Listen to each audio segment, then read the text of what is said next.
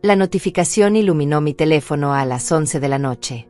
Era un mensaje en el grupo familiar Navidad en Familia. Mi nuera Isabella había escrito: «Por favor, no venga este año, queremos una Navidad sin dramas». Mis dedos se congelaron sobre la pantalla. Segundos después, mi propio hijo Oscar le dio me gusta. Mi hijo. El mismo que yo mantenía con $15,000 mensuales. El mismo al que le pagaba absolutamente todo. Respiré hondo. Mis manos no temblaban de tristeza. Temblaban de algo mucho más peligroso. Temblaban mientras escribía mi respuesta. Excelente elección. Así también se libran de mis transferencias mensuales de $15,000. Presioné enviar. Y entonces, el grupo explotó. Mi teléfono comenzó a vibrar sin parar. Llamadas. Mensajes. Audios desesperados. Pero ya era demasiado tarde. Ellos acababan de despertar a la mujer equivocada. Y lo que vino después los destruyó por completo. Pero para entender cómo llegamos a ese momento, necesito contarles quién soy yo. Mi nombre es Verónica Castellanos, tengo 63 años, y durante los últimos 15 años he sido la tonta que financió la vida de lujo de personas que me trataban como un cajero automático con piernas. Viuda desde que mi esposo Miguel murió en un accidente cuando mi hijo Oscar tenía apenas 20 años. Contadora exitosa. Mujer que levantó un negocio de consultoría desde cero mientras criaba sola a un hijo. Mujer que se negó todos los lujos para que él tuviera todo. Oscar tenía ahora 35 años. Arquitecto graduado con honores, gracias a que yo pagué cada centavo de su universidad y posgrado. Casado hace 7 años con Isabella, una mujer de 32 años que sonreía con dientes perfectos mientras calculaba mentalmente cuánto podía sacarme. Padre de Mateo y Lucía, mis nietos de 5 y 3 años, a quienes apenas me dejaban ver. Y ahí estaba el problema. Yo no era la abuela. Era la proveedora. La fuente de dinero. El recurso que mantenía funcionando toda su mentira de estabilidad económica. Porque la verdad que nadie quería admitir era simple y devastadora. Sin mí, ellos no tenían nada. El departamento donde vivían, ese hermoso piso de 200 metros cuadrados en la mejor zona de la ciudad, con vista panorámica y acabados de lujo, estaba a mi nombre. Yo había dado el enganche de $120,000. Yo pagaba la hipoteca mensual de $3,200. El coche importado que Oscar conducía tan orgulloso, ese todoterreno gris último modelo, lo había comprado yo al contado por $58,000 porque necesitaban algo seguro para los niños. La escuela privada bilingüe donde estudiaban Mateo y Lucía, con sus $2,500 mensuales por cada niño, salía de mi cuenta. Los viajes a Cancún, a Miami, a Tulum, todos documentados en el Instagram de Isabella con hashtags de familia bendecida y vida plena, pagados por mí. La empleada doméstica que iba 3 veces por semana, los gimnasios, las clases de natación de los niños, el nutriólogo de Isabella, las comidas en restaurantes caros, todo, absolutamente todo, lo sostenía yo con esas transferencias de $15,000 que hacía religiosamente cada 1 de mes. Y ellos lo sabían. Claro que lo sabían. Pero en algún momento, mi generosidad dejó de ser un regalo y se convirtió en una obligación. En su cabeza distorsionada, yo les debía ese dinero. Era mi función. Mi propósito. Existía para servirles. Los primeros años después de la boda fueron distintos. Isabella me llamaba suegrita linda y me invitaba a tomar café. Oscar venía los domingos a comer a mi casa y me contaba sus proyectos arquitectónicos.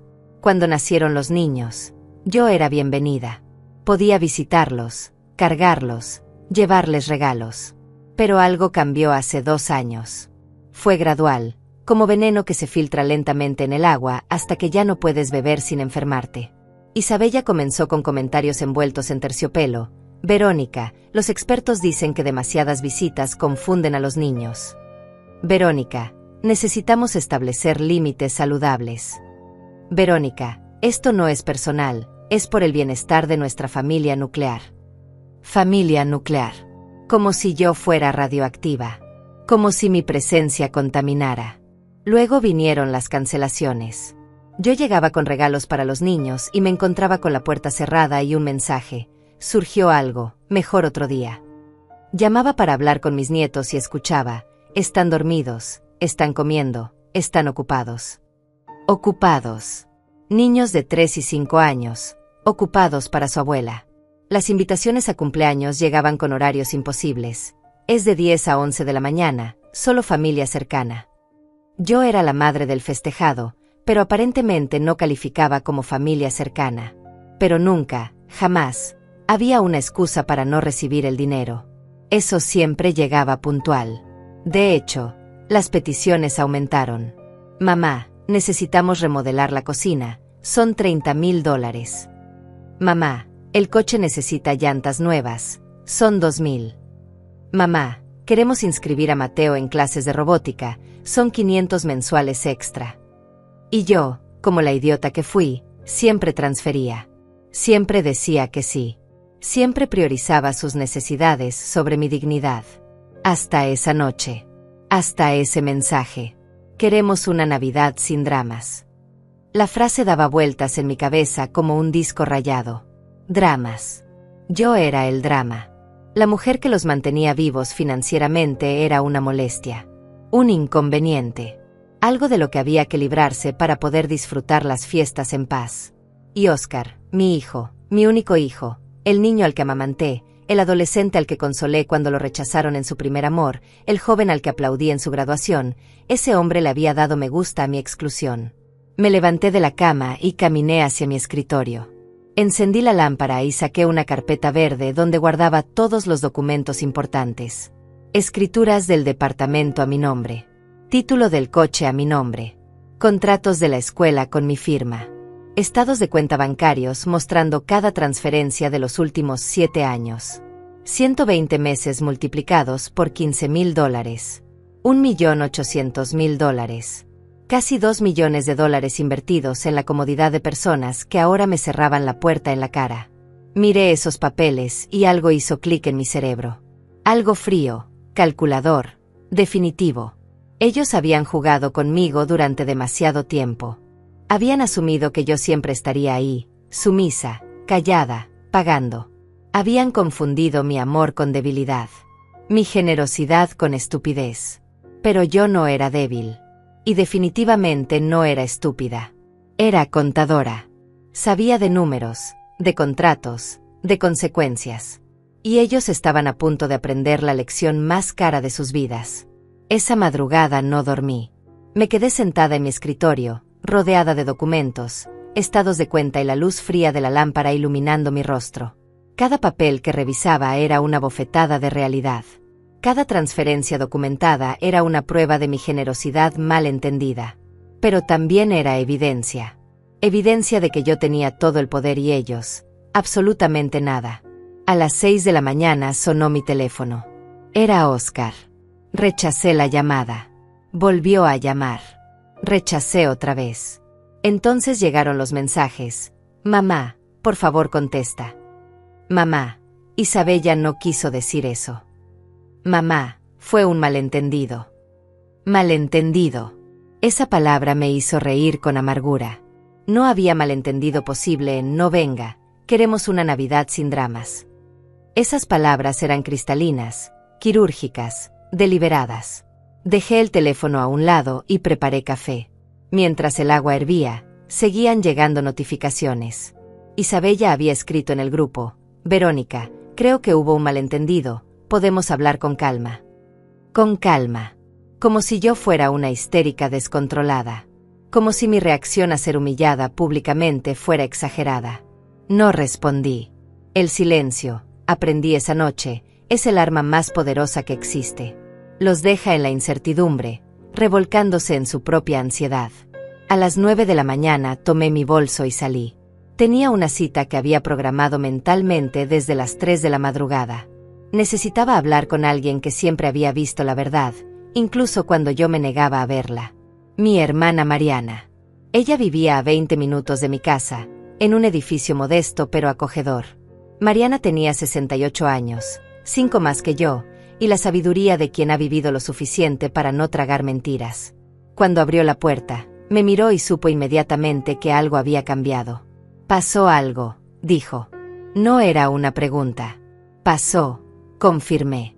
Nos sentamos en su sala, con sus plantas colgantes y sus fotografías en blanco y negro de nuestros padres. Le mostré el mensaje. Le mostré el me gusta de Oscar. Vi cómo su rostro se endurecía. Ese mocoso desagradecido, murmuró. Esa víbora manipuladora. Pero no dijo te lo dije, aunque llevaba años diciéndomelo. Mariana nunca había confiado en Isabella. Desde el principio vio lo que yo me negaba a ver. Esa mujer tiene ojos de calculadora, me había dicho el día de la boda. Mira cómo observa tu reloj, tu anillo, tu cartera. No está mirando a tu hijo con amor. Está haciendo inventario. Yo la había defendido. Está siendo injusta, Mari. Isabella es buena chica. Qué ciega había sido. ¿Qué vas a hacer?, me preguntó Mariana mientras servía té de manzanilla en tazas despotilladas que habían sido de nuestra madre. Voy a cortarles el suministro, respondí con una calma que me sorprendió a mí misma. Voy a detener las transferencias. Voy a recuperar lo que es mío. Voy a enseñarles que no soy un recurso infinito que pueden explotar y descartar. Mariana sonrió. No era una sonrisa alegre. Era una sonrisa de satisfacción oscura, de justicia pendiente. Ya era hora, dijo. Me explicó que tenía un conocido, un abogado especialista en derecho familiar llamado Julián Morales. Es bueno, dijo Mariana. Es de esos abogados que no solo conocen la ley, la usan como bisturí. Me dio su número. Lo llamé ahí mismo, desde su sala, con mis manos todavía temblando pero mi voz firme. Julián podía recibirme esa misma tarde a las 4. Acepté. Regresé a mi casa para cambiarme. Necesitaba verme profesional, seria, inquebrantable. Elegí un traje sastre color gris perla, el que usaba para las reuniones importantes con clientes. Me maquillé con cuidado, no para verme bonita, sino para verme poderosa. Recogí todos los documentos en un portafolio de piel. Facturas, contratos, títulos de propiedad, estados de cuenta. 7 años de generosidad documentada al milímetro. Mientras organizaba los papeles, mi teléfono no dejaba de sonar. Oscar había llamado 18 veces. Isabella había enviado 3 audios largos que no escuché. Habían agregado a mi hermano político, al padre de Isabella, incluso a la mamá de Isabella al grupo familiar, todos escribiendo variaciones del mismo mensaje. Esto se puede resolver hablando, no hay necesidad de reaccionar así. Pensemos en los niños. Pensemos en los niños. Siempre los niños como escudo. Como si ellos no hubieran pensado en los niños cuando decidieron alejarme de mis propios nietos. Salí de casa a las 3:30. El bufete de Julián Morales estaba en el centro, en un edificio antiguo restaurado con buen gusto. Su oficina era sobria, con estanterías repletas de libros legales y un escritorio de caoba oscura. Julián era un hombre de unos 40 años, cabello entrecano, lentes delgados y una expresión que transmitía inteligencia afilada. Me recibió con un apretón de manos firme. Le conté todo. No me guardé nada.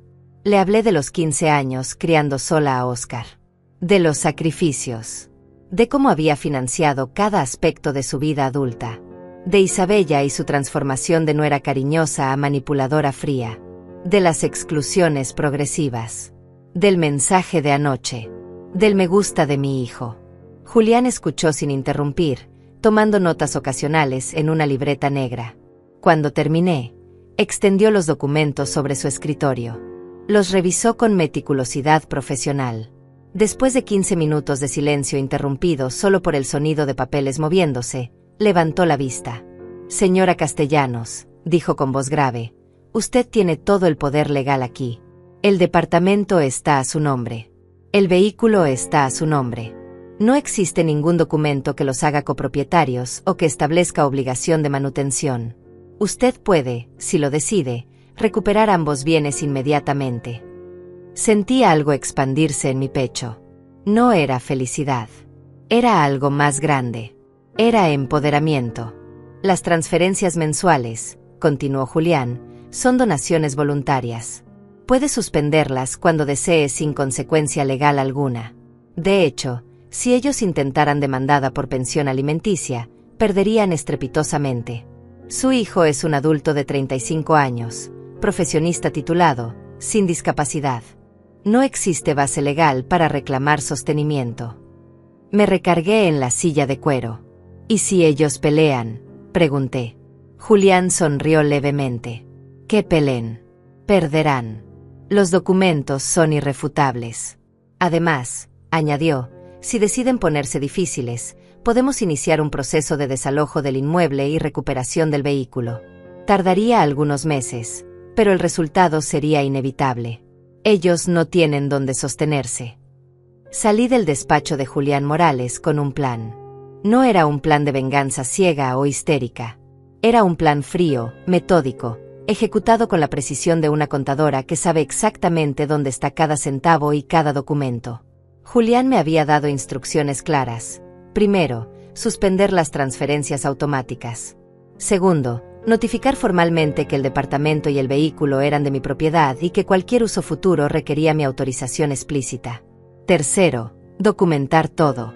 Cada llamada, cada mensaje, cada intento de manipulación. Esa noche, desde mi computadora, ingresé al sistema bancario. Mis dedos se movían sobre el teclado con determinación.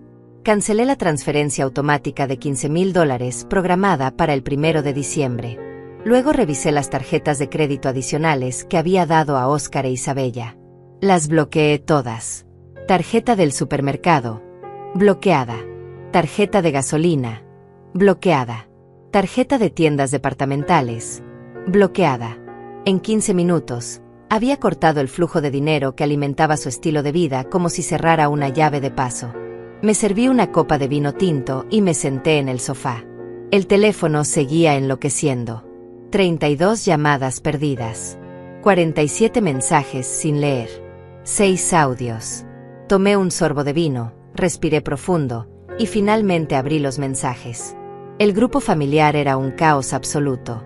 Isabella había escrito: Verónica, esto es un malentendido horrible. Por favor, no tomes decisiones apresuradas. Podemos reunirnos y aclarar todo. Los niños te extrañan. Los niños me extrañan. Qué conveniente que los niños me extrañaran justo ahora. Óscar había escrito: Mamá, por favor, hablemos como adultos. Isabella está muy alterada. Dice que malinterpretaste su mensaje. Solo quería una Navidad pequeña, íntima, sin tanta gente. No quiso excluirte específicamente. No quiso excluirme específicamente. Entonces, ¿a quién más había excluido? ¿A qué otra persona del grupo de 6 miembros le había dicho que no viniera? Solo a mí. La única persona que pagaba por su existencia completa. Había mensajes de personas que ni siquiera conocía bien. La mamá de Isabella: Señora Verónica, soy Patricia. Sé que hubo una confusión. Isabella es muy sensible con el tema de las fiestas porque de niña sufrió mucho en navidades complicadas. Por favor, démosle otra oportunidad. El papá de Isabella: Estimada Verónica, creo que todos estamos reaccionando exageradamente. Las familias tienen malentendidos. No hay que tomar decisiones drásticas por un simple mensaje. Simple mensaje. Como si las palabras no tuvieran peso. Como si la crueldad empaquetada en cortesía fuera menos cortante. No respondí a ninguno. Bebí mi vino en silencio, dejando que el pánico creciera del otro lado. Que se preguntaran qué estaba pensando. Que sintieran la incomodidad de no tener control.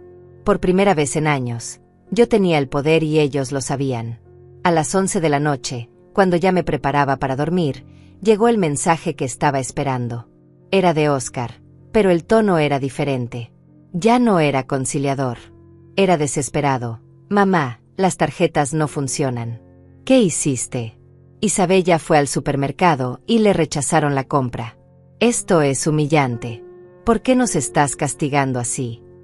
Castigando. Esa palabra me hizo sonreír amargamente. No los estaba castigando. Simplemente estaba dejando de regalarles una vida que no podían costear solos. Pero en su mente distorsionada, quitarles mis recursos era un castigo. Regalarles casi $2 millones en 7 años era su derecho. Escribí mi primera respuesta de la noche. No es castigo, Óscar. Es una decisión. Ustedes querían una Navidad sin dramas. Yo también quiero una vida sin ser tratada como un banco ambulante. Las tarjetas están canceladas. Las transferencias están suspendidas. Si quieren hablar, hablaremos con mi abogado presente. Presioné enviar. La reacción fue instantánea. Mi teléfono comenzó a sonar. Era Óscar. Rechacé la llamada. Volvió a llamar. Rechacé otra vez. Entonces llamó Isabella. Rechacé.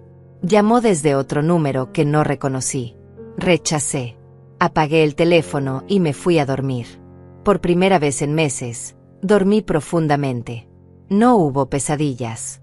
No hubo culpa. Solo paz.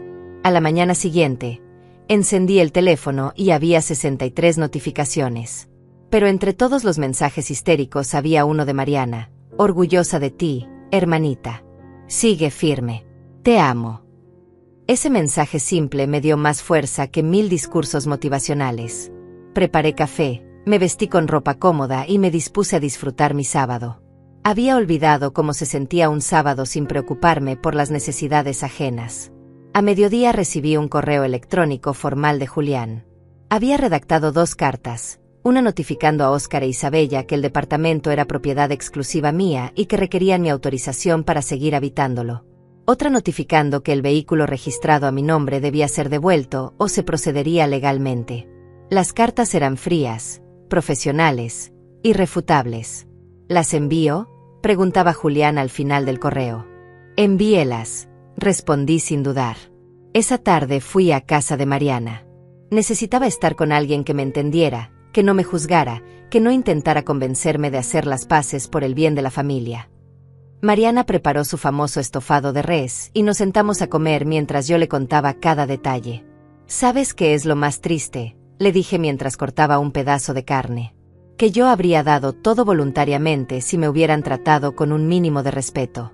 No pedía adoración. Solo pedía ser vista. Ser considerada. Ser incluida. Mariana puso su mano sobre la mía. Lo sé, Vero. Pero gente como Isabella no entiende de respeto. Solo entiende de transacciones. Para ella, tú eras útil mientras dabas y callabas. En el momento en que tuviste necesidades emocionales, te convertiste en un estorbo. Y Óscar, suspiró profundamente. Óscar dejó que eso pasara. Ese es su pecado. No la manipulación de ella, sino su complicidad silenciosa. Tenía razón. La traición de Isabella dolía, pero era esperable.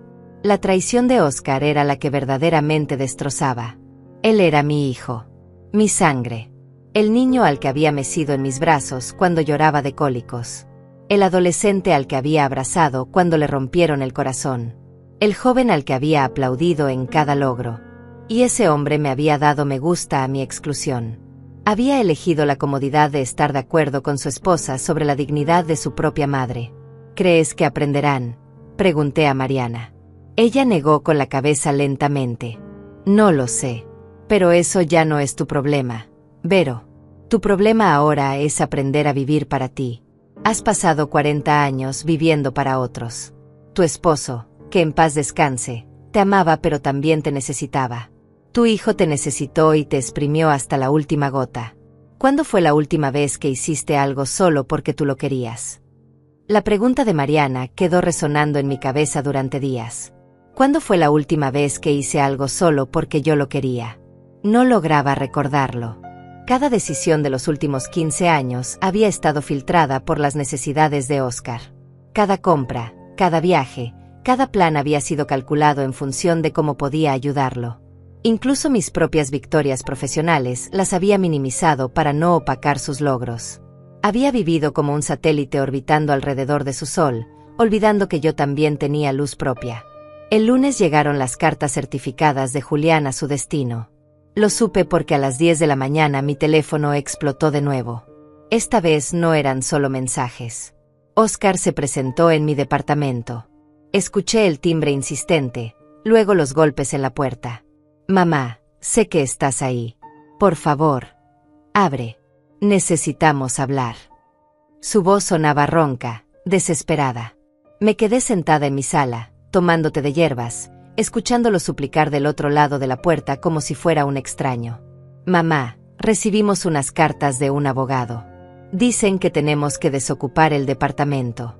Esto no puede ser real. Por favor, abre. Estás llevando esto demasiado lejos. Demasiado lejos. Ellos me habían excluido de la Navidad, me habían humillado públicamente, me habían tratado como basura descartable durante años, pero yo era quien estaba llevando las cosas demasiado lejos. La ironía era tan densa que casi podía tocarla.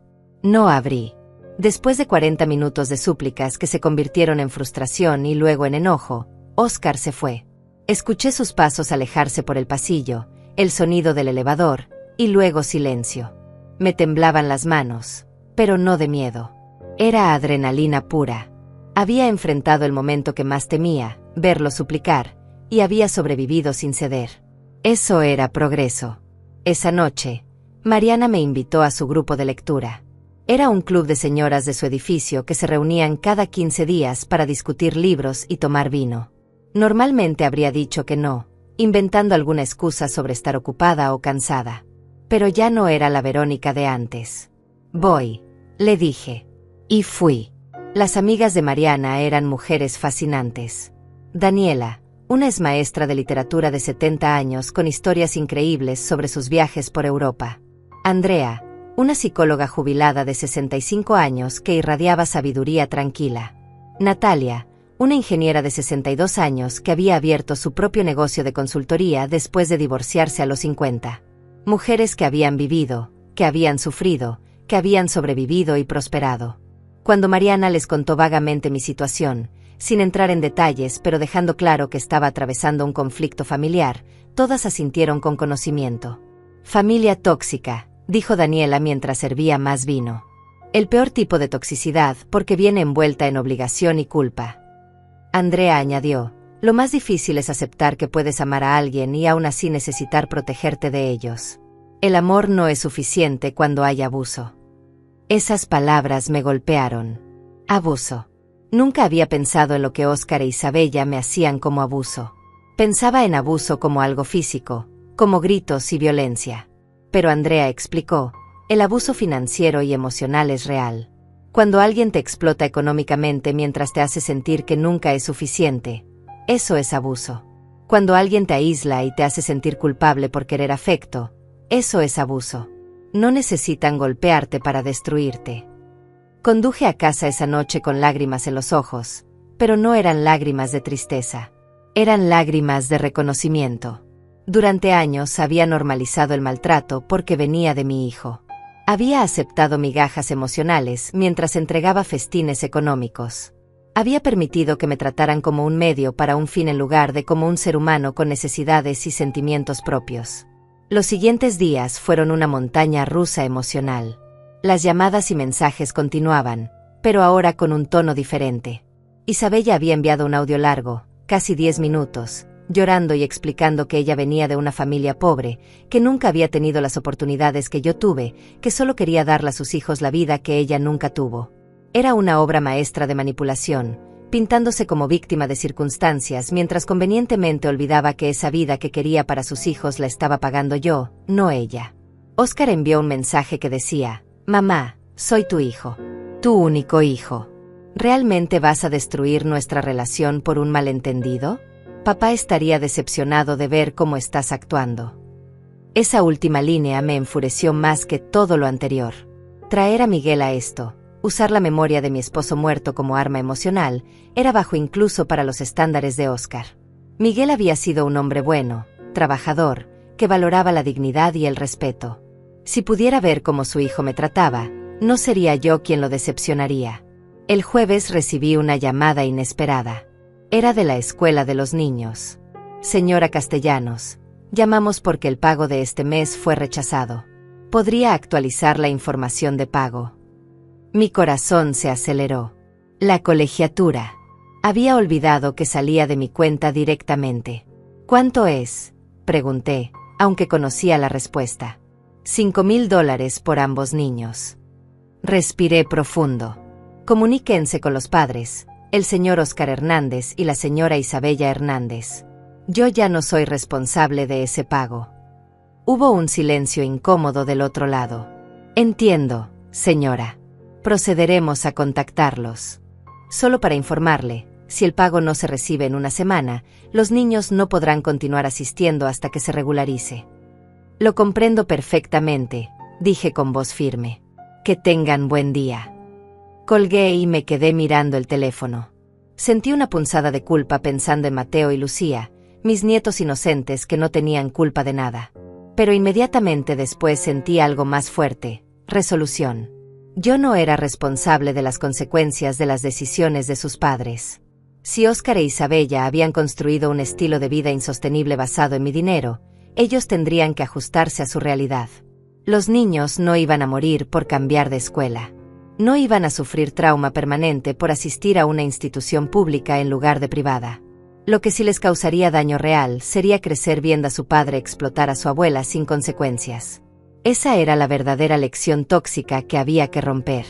Esa noche llamó Mariana. ¿Cómo estás?, preguntó con ese tono de hermana mayor que conoce todas tus batallas. Resistiendo, respondí honestamente. Hay momentos en que quiero ceder, llamarlos, arreglar todo. Pero luego recuerdo el me gusta de Óscar en ese mensaje y la rabia regresa. Mariana suspiró. La culpa es el último recurso del manipulador. Vero, te van a hacer sentir culpable de todo, de la escuela, de las deudas, de los problemas matrimoniales que seguramente van a tener cuando el dinero se acabe. Pero recuerda, tú no creaste esta situación. Ellos la crearon al tratarte como basura. Tenía razón, como siempre. Pero saber algo intelectualmente y sentirlo emocionalmente son dos cosas diferentes. Esa noche dormí mal, con sueños confusos donde Miguel aparecía y me preguntaba qué había hecho con nuestro hijo. Me desperté a las 4 de la madrugada empapada en sudor, con el corazón acelerado. Fui a la cocina, preparé té de manzanilla y me senté junto a la ventana. La ciudad dormía bajo un cielo sin estrellas. Pensé en todos los momentos donde había elegido la paz falsa sobre la dignidad real. Cada vez que tragué un comentario hiriente de Isabella. Cada ocasión en que ignoré la frialdad de Óscar. Cada celebración a la que no fui invitada, pero igual envié dinero para el regalo. Había sido cómplice de mi propia invisibilidad. Y ahora estaba pagando el precio de años de complacencia. Pero también estaba haciendo algo que nunca antes había hecho. Estaba eligiéndome a mí misma. Por primera vez en décadas, mis necesidades importaban más que las de otros. Y aunque dolía, aunque me desgarraba por dentro, sabía que era el camino correcto. El viernes amaneció gris, con nubes bajas que amenazaban lluvia. Desperté con un mensaje de Julián. Señora Castellanos, necesitamos reunirnos. Han contactado a mi oficina queriendo negociar.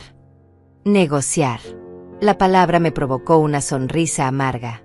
Ahora querían negociar. Después de años de tomar sin pedir, después de excluirme como si fuera basura, después de ese me gusta que todavía ardía en mi memoria como una marca de hierro candente, ahora querían sentarse a negociar como si esto fuera un contrato comercial. Llegué al despacho de Julián a las 11 de la mañana.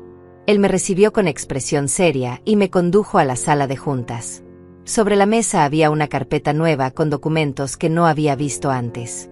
Recibí una llamada de un colega, explicó Julián mientras se sentaba frente a mí. Aparentemente su hijo contrató representación legal. Quieren proponer un acuerdo. Mi estómago se tensó. ¿Qué tipo de acuerdo? Julián abrió la carpeta y comenzó a leer. Proponen que usted continúe con las transferencias mensuales a cambio de inclusión en eventos familiares y acceso regular a los nietos. Básicamente, quieren formalizar lo que ya existía pero por escrito. Me quedé mirándolo, esperando que fuera una broma cruel. No lo era. Déjame ver si entiendo, dije con voz peligrosamente calmada. Ellos me humillan públicamente, me excluyen de la Navidad, me tratan como un cajero automático durante años, y ahora quieren que yo pague por el privilegio de ver a mis propios nietos. Quieren un contrato donde yo compro su afecto. Julián asintió lentamente. Básicamente, sí. Aunque obviamente está redactado en términos más elegantes. Hablan de mantener la estabilidad familiar y el bienestar de los menores. Sentí algo romperse dentro de mí. No era tristeza. Era furia absoluta, incandescente, purificadora. ¿Saben qué, Julián? Respóndales esto. Propongo un contraacuerdo. Ellos desocupan mi departamento en 30 días. Devuelven mi vehículo inmediatamente.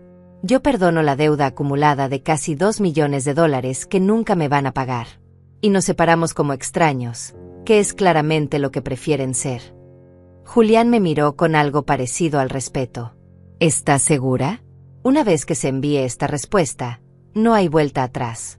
Ellos van a pelear. Que peleen, respondí. Yo tengo todos los documentos. Ellos solo tienen audacia y una necesidad desesperada de mantener un estilo de vida que jamás pudieron costear solos. Julián escribió mientras yo hablaba, capturando cada palabra, transformando mi furia en lenguaje legal preciso e irrefutable. Salí del despacho sintiéndome extrañamente ligera. Era como si hubiera dejado atrás un peso de décadas en esa sala de juntas. Decidí hacer algo que no hacía en años. Entré a un café elegante del centro, pedí un capuchino caro y un pedazo de pastel de chocolate, y me senté junto a la ventana a observar a la gente pasar. No revisé mi teléfono. No pensé en las consecuencias. Solo existí en ese momento, saboreando el café, el chocolate, la libertad de no tener que resolver los problemas de nadie más que los míos. Fueron 45 minutos de paz pura.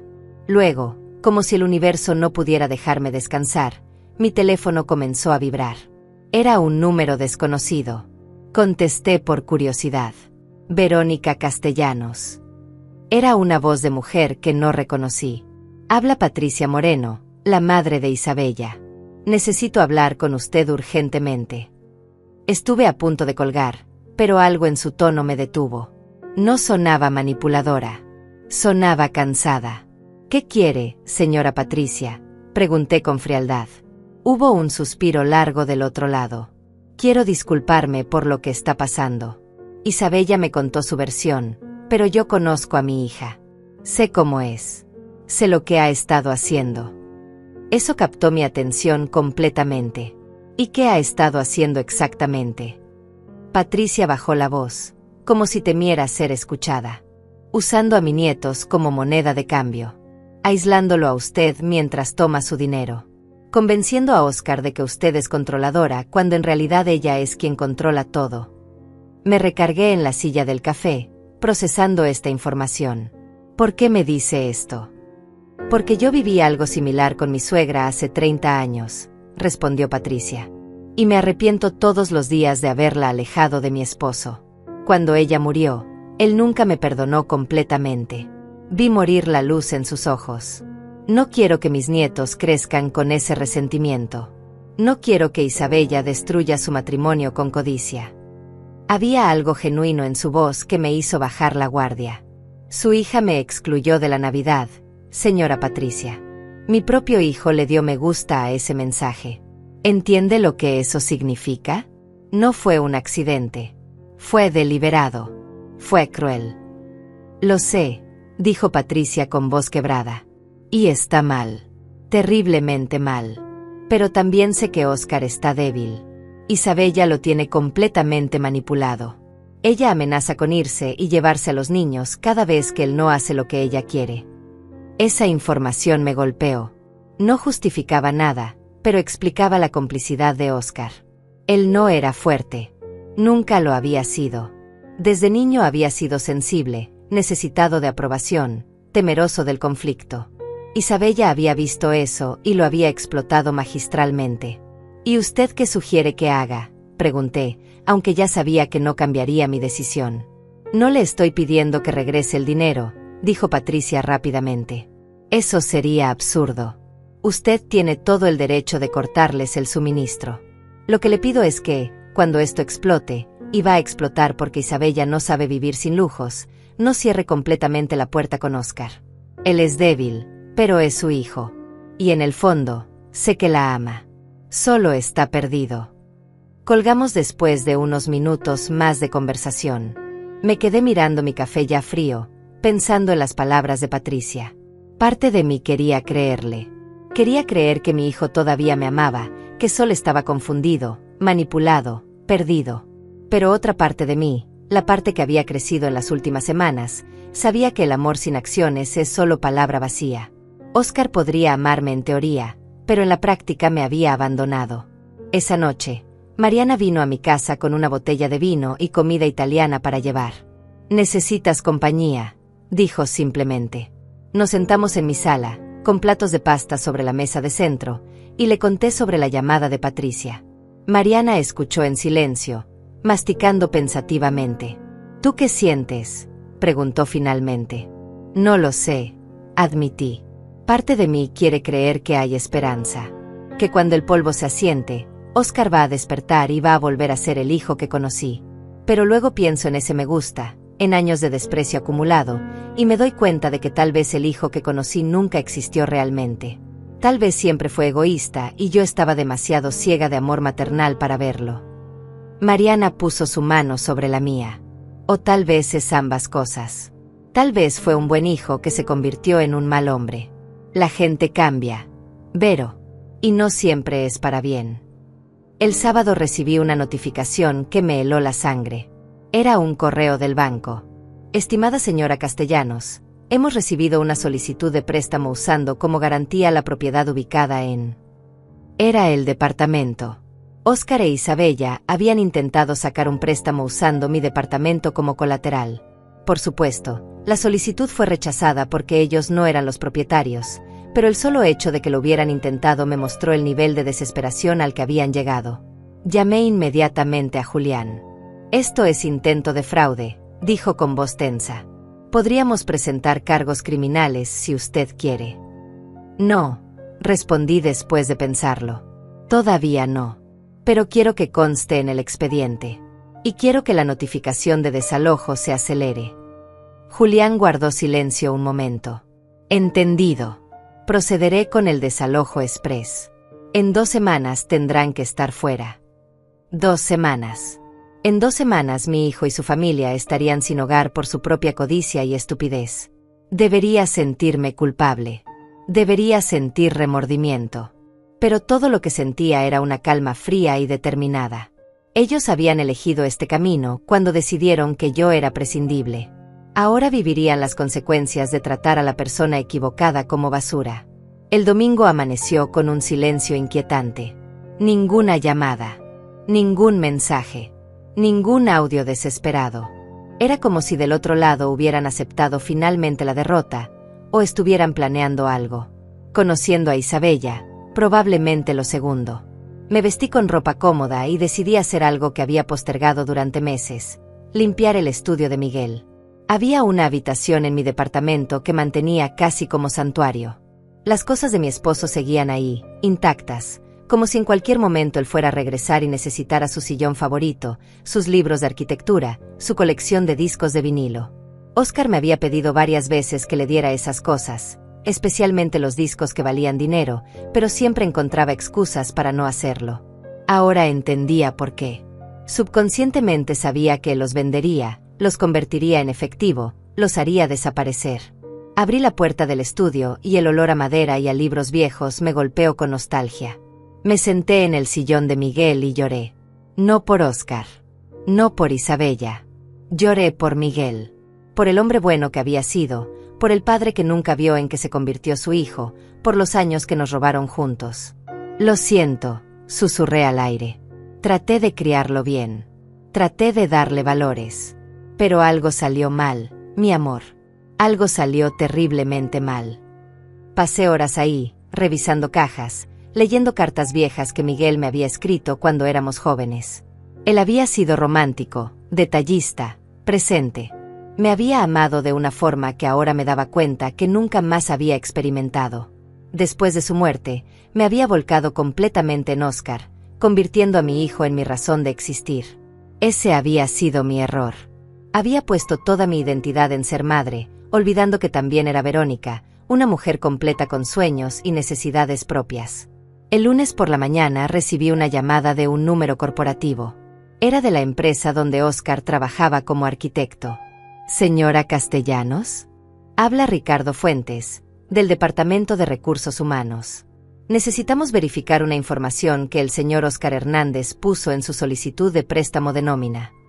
Mi estómago se hundió. ¿Qué información? Él listó su departamento como referencia de domicilio y solvencia económica. Necesitamos confirmar que usted es su aval. Cerré los ojos. Por supuesto. Después de fallar con el banco, ahora intentaba usar su trabajo para conseguir dinero. Señor Fuentes, necesito ser muy clara. Yo no soy aval de Óscar Hernández para ningún préstamo. El departamento al que se refiere es mi propiedad exclusiva y él no tiene mi autorización para usarlo como garantía de nada.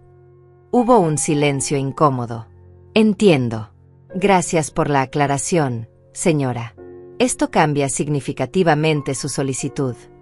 Después de colgar, me quedé mirando el teléfono. Óscar estaba desesperado. Tan desesperado que estaba mintiendo, intentando fraudes, usando mi nombre sin permiso. El hijo que había criado, el niño que había educado en honestidad y valores, se había convertido en esto. Un hombre desesperado capaz de cualquier cosa para mantener una fachada de éxito que nunca había sido real. A media mañana llegó un mensaje. Era de un número desconocido, pero el contenido me heló la sangre. Era un audio. Lo reproduje y escuché la voz de Isabella, pero no estaba hablándome a mí. Era una conversación que alguien había grabado secretamente. Isabella hablaba con alguien, probablemente una amiga, y decía: la vieja estúpida finalmente se dio cuenta de que la estábamos usando, pero ya es tarde. Tenemos que apurarnos y sacarle todo lo que podamos antes de que reaccione. Óscar es tan inútil que no puede ni confrontar a su propia madre. Pero no importa, cuando tengamos suficiente dinero ahorrado, nos vamos a divorciar de todas formas y yo me quedo con todo. Mi sangre se convirtió en hielo. Seguí escuchando. Isabella continuaba: el departamento está a nombre de ella, qué pena, pero todavía podemos sacar préstamos, vender cosas, exprimir todo lo posible. Y si la vieja se pone difícil, usamos a los niños. Ella haría cualquier cosa por ver a esos mocosos. La grabación terminaba ahí. Mis manos temblaban tanto que casi dejó caer el teléfono. Un mensaje de texto llegó después del audio: soy Patricia, la madre de Isabella. Encontré esto en el teléfono de mi hija. Pensé que debías escucharlo. Lo siento mucho, Verónica. Mi hija es un monstruo y yo fui ciega durante demasiado tiempo. Haz lo que tengas que hacer. Guardé el audio inmediatamente. Era evidencia. Evidencia de manipulación calculada, de fraude planeado, de abuso emocional deliberado. Llamé a Julián. Su asistente me pasó de inmediato. Tengo algo que necesitas escuchar, dije.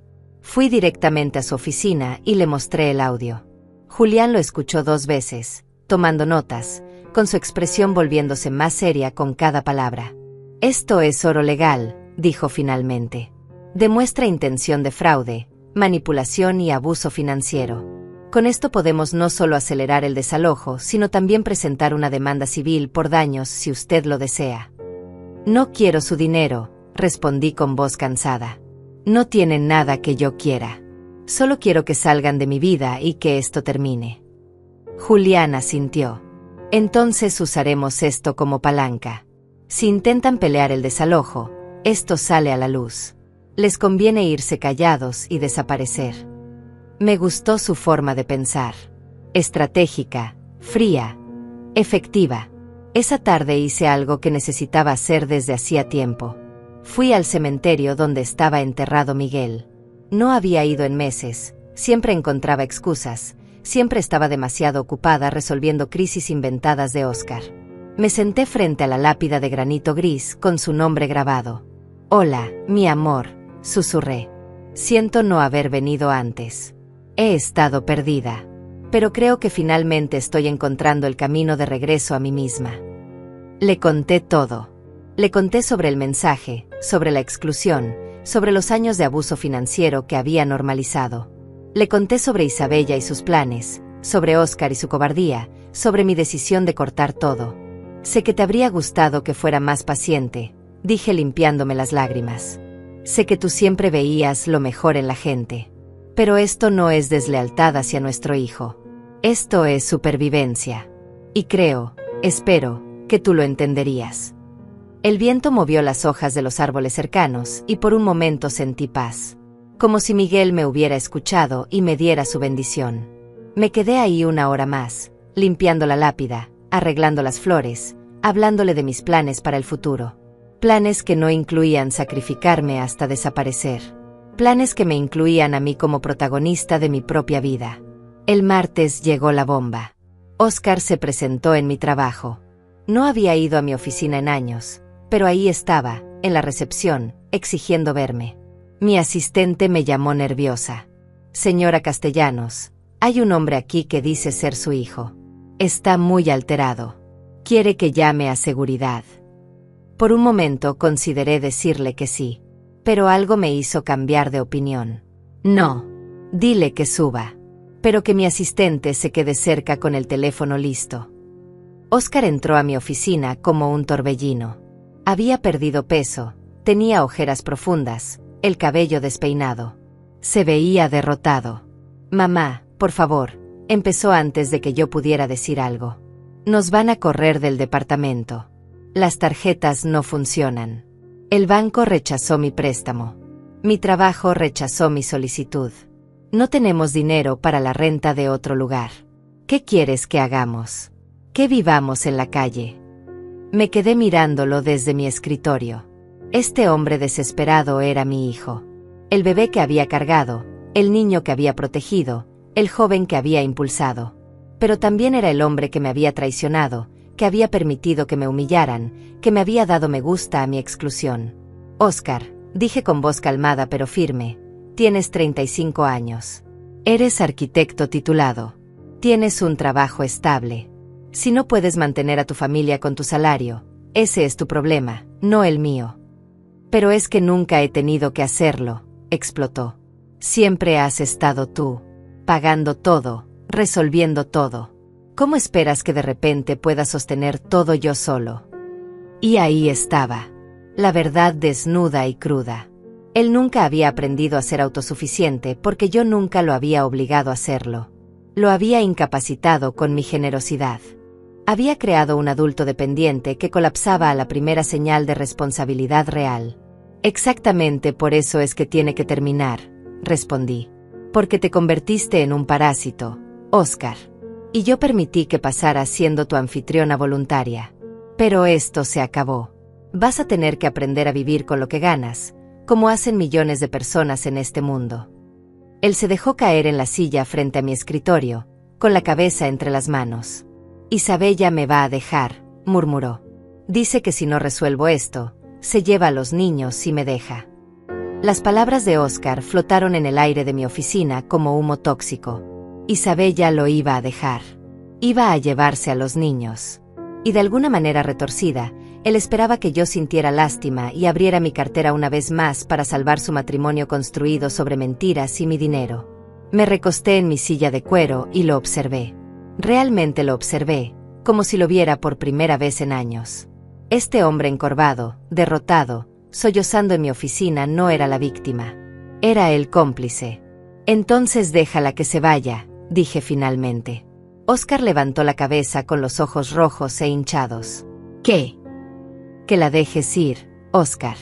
Si Isabella solo se queda contigo porque hay dinero de por medio, entonces no es un matrimonio. Es una transacción comercial. Y tú mereces más que eso, aunque en este momento no lo veas. Él negó con la cabeza violentamente. No entiendes. Yo la amo. Amo a mis hijos. No puedo perderlos. ¿La amas? Pregunté inclinándome hacia adelante. ¿O amas la idea de tener una familia perfecta que postear en redes sociales? Porque desde donde yo estoy sentada, lo que veo es un hombre que vendió a su propia madre por mantener una mentira bonita. Óscar se puso de pie bruscamente. Nunca te vendí. Eres mi madre. Simplemente. Isabella tiene sus maneras y yo tengo que mantener la paz en mi casa. Dándole me gusta cuando me excluye de la Navidad, dije con voz peligrosamente baja. Esa es tu forma de mantener la paz. Sacrificándome a mí para no incomodar a tu esposa. Óscar se quedó callado. No tenía defensa para eso porque no había defensa posible. Necesito que entiendas algo, continué. Yo te amo. Siempre te voy a amar porque eres mi hijo. Pero ya no te respeto. Y sin respeto, el amor se convierte en algo tóxico que nos destruye a ambos. Mamá, por favor, empezó, pero lo interrumpí levantando la mano. Tienen 2 semanas para desocupar el departamento. El coche debe ser devuelto esta semana. No voy a cambiar de opinión. No voy a ceder. No voy a rescatarte esta vez, ni la próxima, ni nunca más. Es hora de que crezcas, Óscar. Es hora de que aprendas que las acciones tienen consecuencias. Él me miró con una mezcla de incredulidad y desesperación. No puedo creer que seas capaz de hacer esto, dijo con voz quebrada. Yo no puedo creer que tú fueras capaz de tratarme como lo hiciste, respondí. Pero aquí estamos. Ahora, por favor, retírate de mi oficina. Tengo trabajo que hacer. Óscar se quedó parado ahí unos segundos más, como esperando que yo me derrumbara, que cediera, que volviera a ser la madre infinitamente generosa y eternamente explotable. Pero cuando vio que no iba a pasar, salió dando un portazo que hizo temblar los cuadros en la pared. Mi asistente entró corriendo. ¿Está bien, señora Castellanos? Escuchamos el golpe. Estoy perfectamente, respondí, y para mi sorpresa, era verdad. Me sentía perfectamente.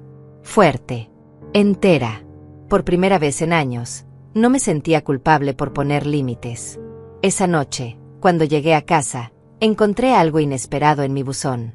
Era una carta escrita a mano, con letra infantil e irregular. La abrí con manos temblorosas. Querida abuela Verónica, decía.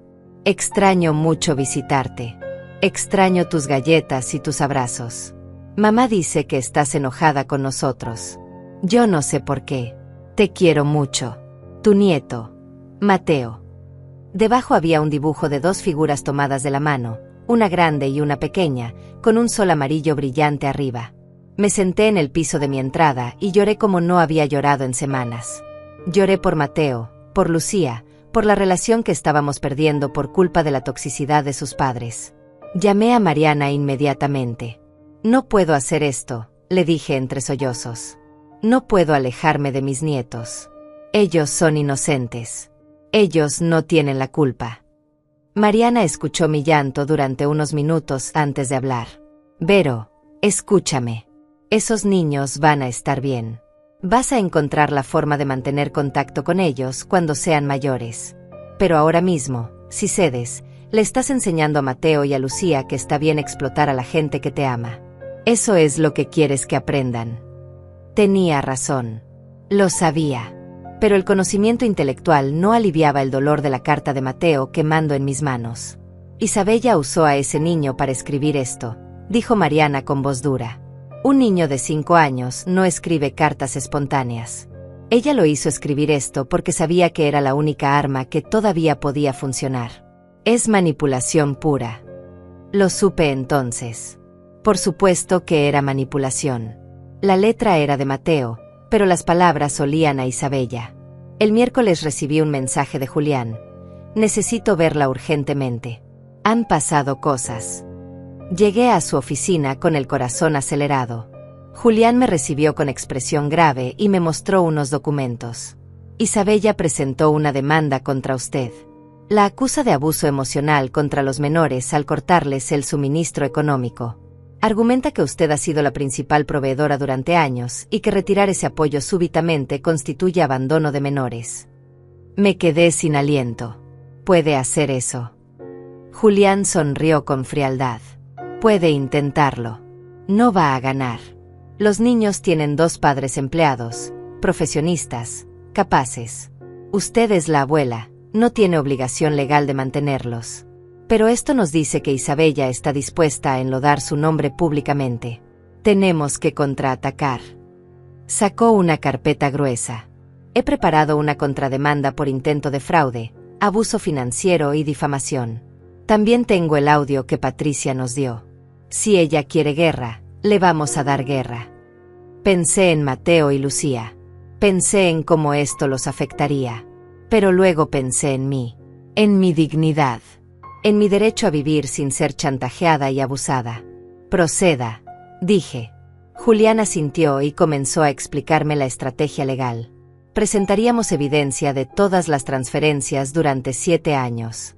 Mostrarían que Óscar e Isabella habían vivido muy por encima de sus medios gracias a mi generosidad.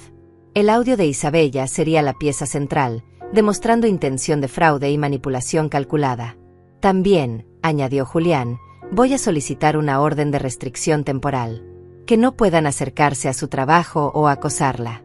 Los mensajes constantes y la visita de Óscar a su oficina constituyen hostigamiento. Todo se estaba volviendo tan legal, tan frío, tan definitivo. Esta era mi familia, mi hijo, mis nietos. Y estábamos terminando en tribunales como enemigos. ¿Cómo habíamos llegado a esto?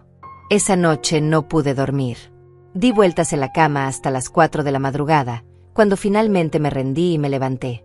Preparé té y me senté en la oscuridad de mi sala. Mi teléfono vibró. Era un mensaje de un número desconocido. Lo abrí y mi sangre se heló. Era una foto de Mateo y Lucía, dormidos en lo que parecía ser el asiento trasero de un coche. El mensaje decía: ¿esto es lo que quieres? Que tus nietos vivan en un coche porque su abuela es una egoísta. Me temblaban las manos de rabia. Isabella estaba usando a esos niños como armas. Los estaba poniendo en situaciones diseñadas para manipularme emocionalmente. Tomé captura de pantalla y la envié a Julián con una nota: más evidencia de manipulación. Ella está usando a los niños deliberadamente. Julián respondió en minutos: a pesar de la hora, esto es oro. Demuestra manipulación emocional extrema. La estamos enterrando con su propia estupidez. Pero yo no me sentía victoriosa. Me sentía destruida. Esta guerra estaba sacando lo peor de todos. Isabella mostrando su verdadera naturaleza monstruosa. Óscar revelando su cobardía. Y yo, descubriendo que tenía acero en la columna vertebral que nunca supe que tenía. El viernes por la mañana recibí una llamada de la escuela de los niños otra vez. Señora Castellanos, lamentamos informarle que Mateo y Lucía no han asistido a clases esta semana. Los padres no responden nuestras llamadas. Como usted figuraba como contacto de emergencia, queríamos verificar si sabe algo. Mi corazón comenzó a latir descontroladamente. No han ido en toda la semana. No, señora. Y tenemos el pago pendiente. Normalmente no nos preocuparíamos tanto, pero dado que son niños pequeños. Colgué y llamé inmediatamente a Óscar. No contestó. Llamé a Isabella. Tampoco. Volví a llamar a Julián. Los niños no han ido a la escuela en una semana. No contestan llamadas. Necesito saber dónde están. Julián actuó con velocidad impresionante. En 2 horas tenía un investigador privado rastreando las últimas ubicaciones conocidas de Óscar e Isabella. Para las 3 de la tarde, tenía respuestas. Los encontraron, dijo Julián por teléfono. Están en un hotel de paso en las afueras de la ciudad. Al parecer han estado ahí desde el martes, cuando usted habló con Óscar en su oficina. Mi sangre hirvió. Un hotel de paso. Habían sacado a mis nietos de la escuela y los tenían en un hotel barato para crear una narrativa de victimización. Voy para allá, dije agarrando mis llaves. No, respondió Julián firmemente.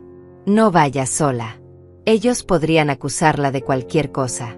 Voy a enviar al investigador con un oficial de bienestar infantil. Si los niños están en condiciones inadecuadas, hay base legal para intervenir. Odiaba esperar, pero sabía que tenía razón. No podía darles más munición. Pasaron 2 horas angustiantes. Finalmente, Julián llamó. Los niños están bien físicamente. Asustados, confundidos, pero bien. El oficial habló con Isabella. Ella argumenta que están ahí temporalmente porque usted los dejó sin hogar. Tienen 2 semanas todavía en el departamento, dije con los dientes apretados. Lo sé. El oficial se lo recordó. También le informó que sacar a los niños de la escuela sin justificación puede considerarse negligencia educativa. Isabella cambió su historia. Ahora dice que están enfermos. Pero no tiene justificantes médicos. Se está cavando su propia tumba. Sentí alivio mezclado con furia. Puedo verlos. No recomiendo contacto directo todavía. Pero puedo solicitar visitas supervisadas si usted quiere. Como abuela, tiene derechos. Esa noche, mientras procesaba todo, sonó mi timbre. Miré por la mirilla y casi caigo de la impresión. Era Patricia, la madre de Isabella, acompañada de un hombre que supuse era su esposo. Abrí la puerta con precaución. Patricia se veía cansada, derrotada. Verónica, por favor, necesito hablar con usted. Este es Gilberto, mi esposo. Los hice pasar, aunque cada fibra de mi ser gritaba que no confiara. Nos sentamos en la sala. Patricia respiró profundo antes de hablar. Fui yo quien reportó a Isabella a servicios infantiles. Me quedé paralizada. ¿Qué? Gilberto tomó la mano de su esposa. Nuestra hija se ha convertido en alguien que no reconocemos, dijo con voz grave. Cuando supimos que había sacado a los niños de la escuela para vivir en un hotel sucio, solo para manipularla a usted, fue suficiente. Esos niños son nuestros nietos también. No vamos a permitir que los use como peones. Patricia sacó un sobre de su bolso. Esto es una declaración jurada mía y de Gilberto. Documentamos años de comportamiento manipulador de Isabella. Cómo ha mentido, manipulado y usado a la gente. Cómo nos ha pedido dinero prestado con historias falsas.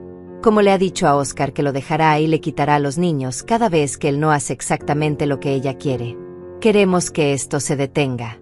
Y si eso significa testificar contra nuestra propia hija en corte, lo haremos. Me quedé mirando el sobre, sin poder procesar completamente lo que estaba pasando. Los padres de Isabella estaban del lado de la verdad, incluso si eso significaba exponer a su hija. ¿Por qué?, pregunté con voz ronca. Gilberto respondió, porque permitir que abuse de usted sería convertirnos en cómplices. Porque esos niños merecen crecer en un ambiente donde la gente se trata con respeto.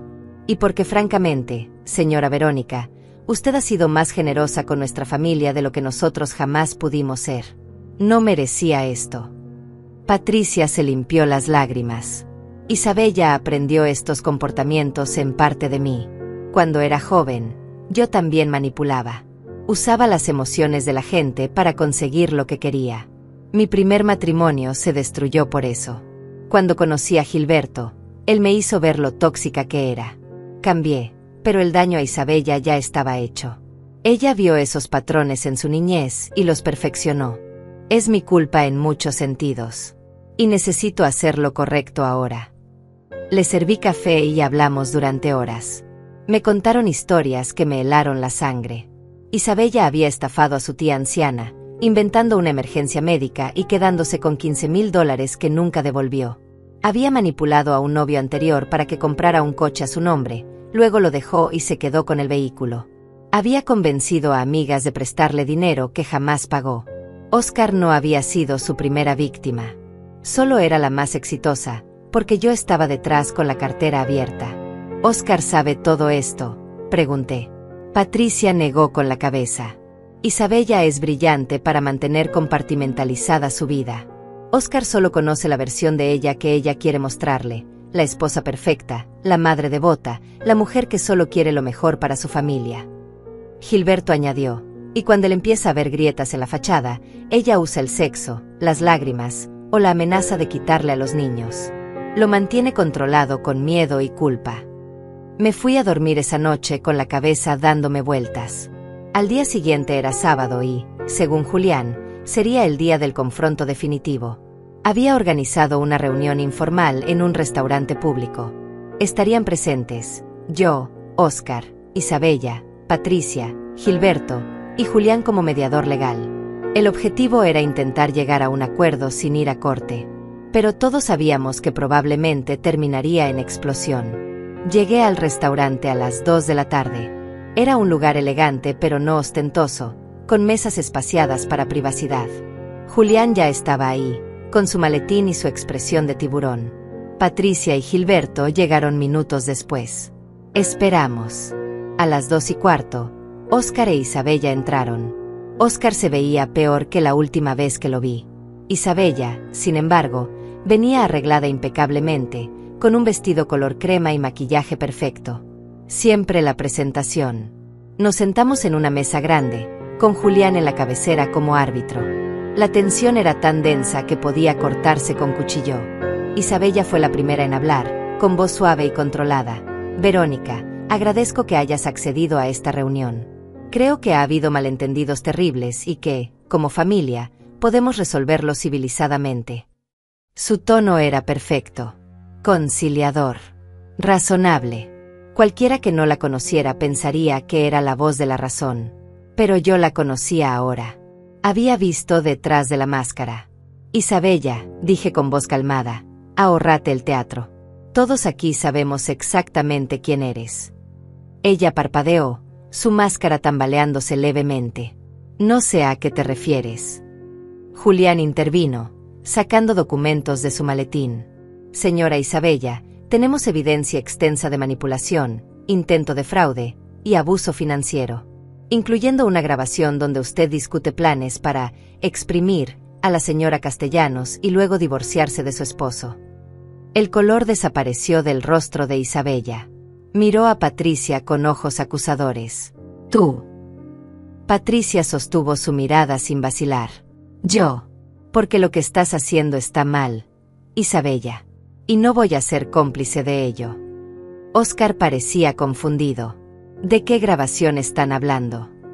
Julián sacó su teléfono y reprodujo el audio. La voz de Isabella llenó el espacio entre nosotros. La vieja estúpida finalmente se dio cuenta. Sacarle todo lo que podamos. Cuando tengamos suficiente dinero ahorrado, nos vamos a divorciar de todas formas. Vi cómo el rostro de Óscar pasaba por todas las etapas del shock. Incredulidad. Reconocimiento. Horror. Traición. Miró a Isabella como si la viera por primera vez.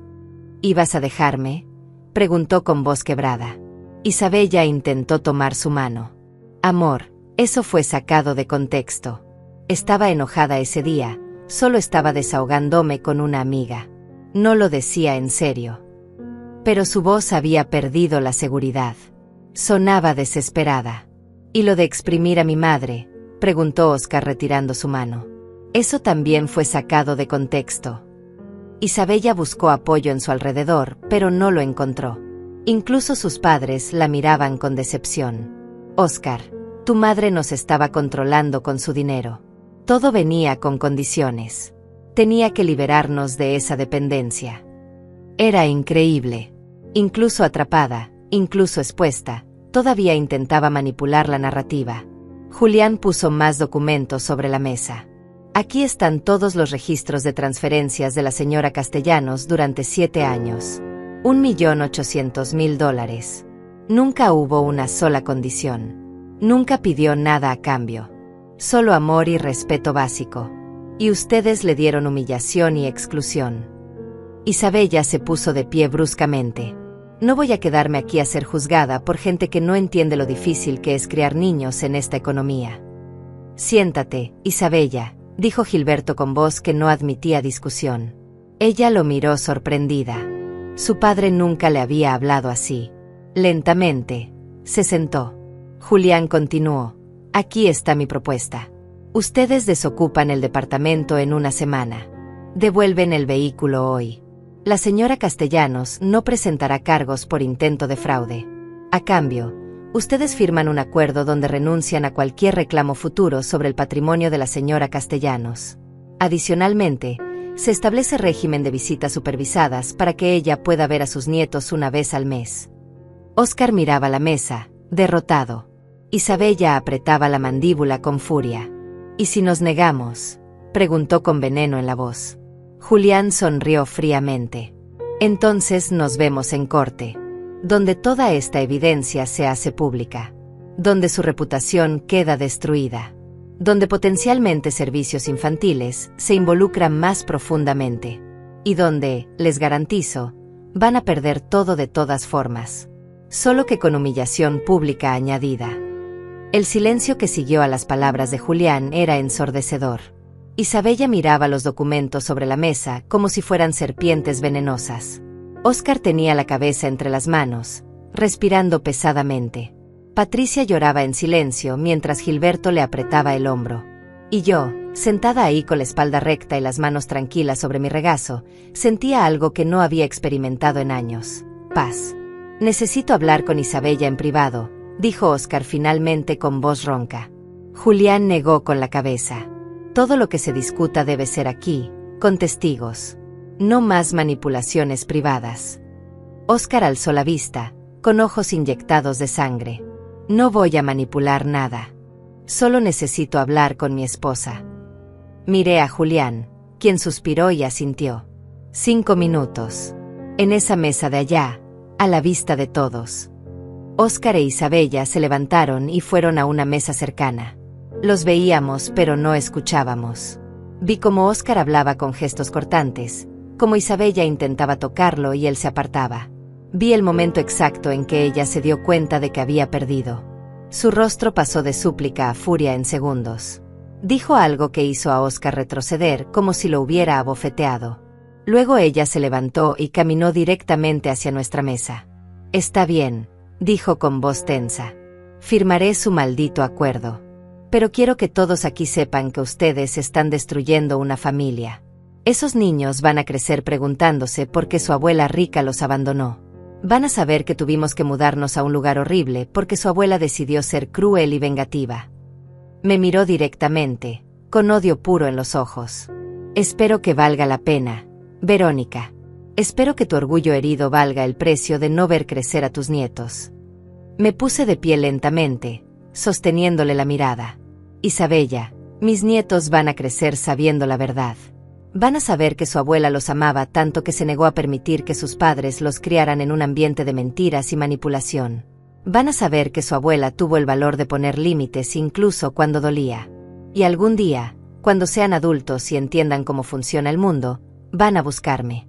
Y yo voy a estar ahí, esperándolos con los brazos abiertos». Isabella soltó una risa amarga. «Qué bonito discurso. Muy inspirador. Pero la realidad es que eres una vieja amargada que no pudo soportar no ser el centro de atención. Todo esto es porque no te invitamos a una cena de Navidad. Una sola cena. Y por eso destruiste todo». Su voz había subido de volumen. Algunas personas en otras mesas empezaban a mirar. «No», dije con voz firme pero calmada. «Esto es porque durante años me trataron como un banco ambulante. Porque me usaron, me humillaron y me hicieron sentir que mi único valor era financiero. La cena de Navidad fue solo la gota que derramó el vaso. Fue el momento en que finalmente vi con claridad lo que ustedes realmente pensaban de mí». Julián intervino antes de que Isabella pudiera responder. «Suficiente drama. Firman o nos vemos en corte». Óscar había regresado a la mesa. Se veía derrotado, como un hombre que acababa de perder todo en lo que creía. «Firmaremos», dijo con voz apagada. Isabella lo miró con furia, pero no dijo nada. Julián sacó los documentos y los colocó frente a ellos. 3 copias del acuerdo. Los términos eran claros: desalojo inmediato, devolución del vehículo, renuncia a cualquier reclamación futura y visitas supervisadas mensuales con los niños. Isabella firmó primero, con trazos violentos que casi rasgaban el papel. Óscar firmó después, con mano temblorosa. Luego me tocó a mí. Puse mi nombre en esos documentos y sentí como si estuviera firmando el acta de defunción de una relación que ya había muerto hace mucho tiempo. Julián recogió las copias y las guardó en su maletín. «Tienen hasta el próximo viernes para desocupar. Las llaves deben ser entregadas en mi oficina. El vehículo debe estar en el estacionamiento del edificio de la señora Castellanos esta noche a más tardar». Isabella se levantó sin decir palabra y salió del restaurante. Óscar se quedó un momento más, mirándome con ojos llenos de algo que podría haber sido arrepentimiento o resentimiento. No estaba segura. «Mamá», dijo finalmente. «Lo siento. Por todo». Fueron las únicas palabras sinceras que había escuchado de él en meses. No respondí. Solo asentí. Él se fue siguiendo a Isabella, caminando como un hombre hacia su ejecución. Patricia se acercó a mí después de que ellos se fueron. «Gracias por no destruirlos completamente. Sé que podrías haberlo hecho». La abracé, esta mujer que había tenido el valor de traicionar a su propia hija por hacer lo correcto. Sus nietos necesitan abuelos buenos en sus vidas. Manténgase cerca de ellos.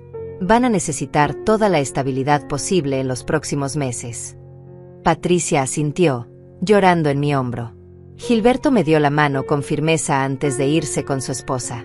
Mariana, que había estado silenciosa durante todo el encuentro, finalmente habló.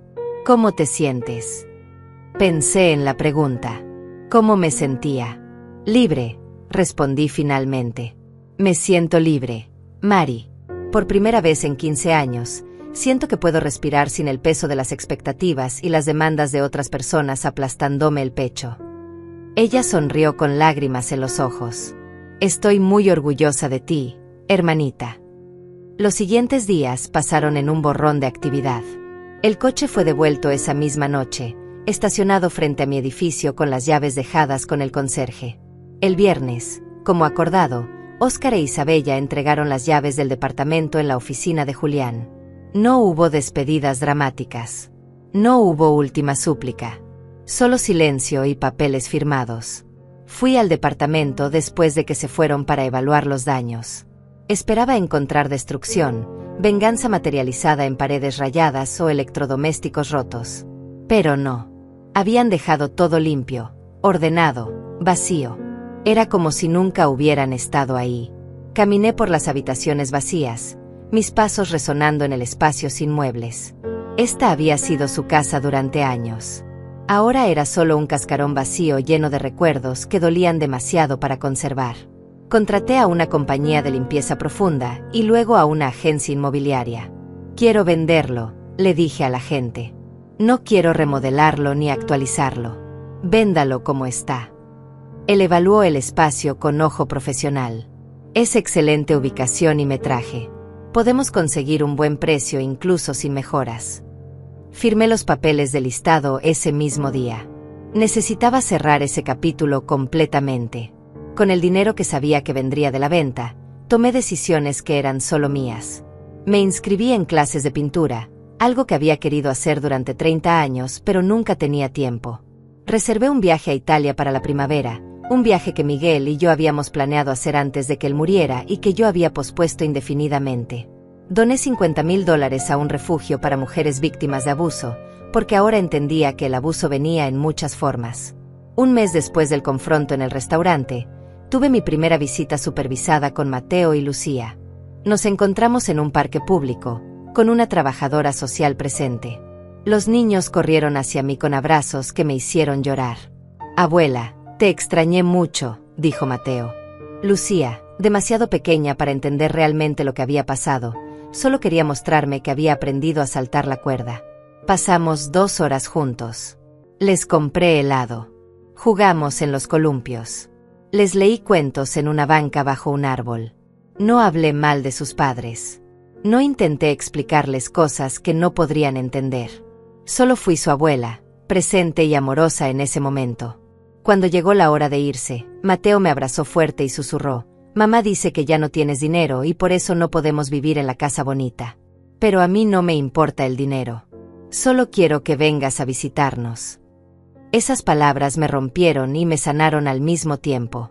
Isabella les estaba contando su versión distorsionada de la historia, pero los niños, con su inocencia y claridad, veían la verdad simple: el amor no se compra. La presencia es lo que importa. Los abracé a ambos y prometí: «Los voy a ver cada mes, mis amores. Eso está garantizado. Y cuando sean mayores, van a entender todo.